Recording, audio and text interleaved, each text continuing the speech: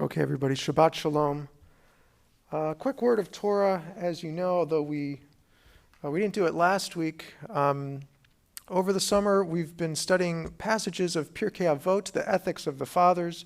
We've been focusing on chapter 3, and it's just a very short teaching that I wanted to share with everyone tonight and explain a little bit and talk about how it fits perfectly with this time of year.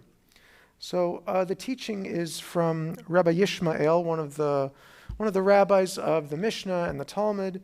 And it says, Rabbi Yishmael liked to say, "Be understanding with a novice and receive all people joyfully." Sounds nice, sounds good. But I want to give a little bit of insight into the Hebrew that's used here in Pirkei Avot for the word novice. That gives it a different meaning from the translation that I'm reading from tonight. In the Hebrew, it says, Rabbi Yishmael Omer, Have Noach L'tishchoret. Be Noach, be pleasant or understanding with a tishchoret. Now, tishchoret is a strange Hebrew word. It doesn't appear or occur very often, but if you're a Hebrew maven, you might be able to hear the word shachor in the word tishchoret, which means black. So some of the rabbis understand this text to mean that we're not talking about a novice, someone who's a newbie, doing something for the first time. Instead, we're talking about someone who, feels sort of dark in their soul. They're struggling and they feel down and depressed. That's the kind of person that you should be noach with. Noach means pleasant, or you could say understanding. And I think that's a beautiful interpretation, especially during this pandemic, when that has been so brutal on our everyday lives. But even without the pandemic, we know that there's so many people around us who are carrying heavy burdens. And they might never tell us. You might be able to tell from their demeanor. If you interact with them, maybe they might snap at you, and you might not understand why. Our inclination, our sort of knee-jerk reaction, when we encounter someone who is feeling dark and depressed, we tend to not understand. And if they sort of lash out for whatever reason, we recoil, and then we leave them alone. Or maybe even worse, we might respond in kind, yell right back at them, snap back at them. So Rabbi Yishmael here is trying to encourage us to have compassion, to think about, instead of just having that knee-jerk reaction, try to consider what are the burdens that this person is carrying around.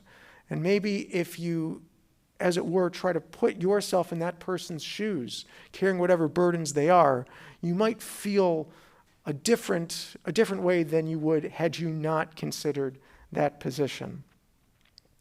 And then Rabbi Yishmael ends the teaching by saying, V'havei mikabel et kol ha'adam b'simcha. Greet every person with simcha, with joy, with pleasantness. Which is similar to another teaching in Pirkei Avot that actually is in chapter 1, that Shammai, one of also the great scholars of the Mishnah and the Talmud, talked about. And now here's a nice connection. What's the connection between dealing with someone who is tishchoret, someone who is maybe in a dark mood, and greeting everyone b'simcha, with joy? If you yourself are a tishchoret, if you yourself are carrying burdens, are feeling down and depressed, it would be tempting if someone else who was also a tishchoret, if someone else who was also feeling down and depressed came to you for help, to lift them up. It would be tempting for you to say, I can't do this. I have too much on my plate. I really don't have the time and the koach, the energy to help you. Rabbi Yishmael is saying that you should beat back that impulse. And even if you too are carrying burdens, you should try to help someone who comes to you and they're looking for, joy. They're looking for happiness, inspiration, something to lift their spirits. You might be exactly the person that they need.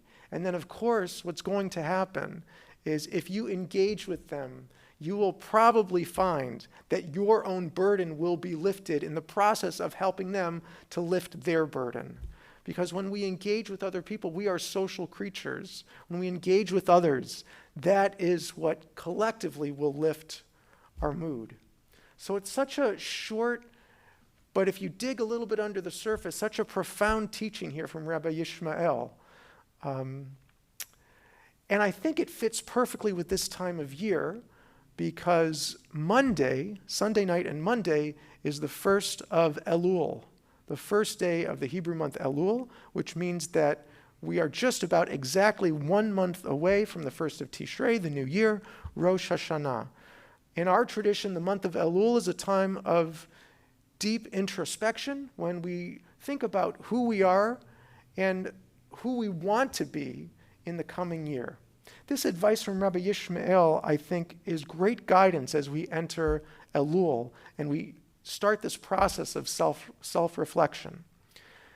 Ask yourself honestly, when people come to you and they need a few minutes of your time, which of course can turn into, more than a few minutes, do you greet them with an open heart? Do you focus on them? Are you busy looking at your phone?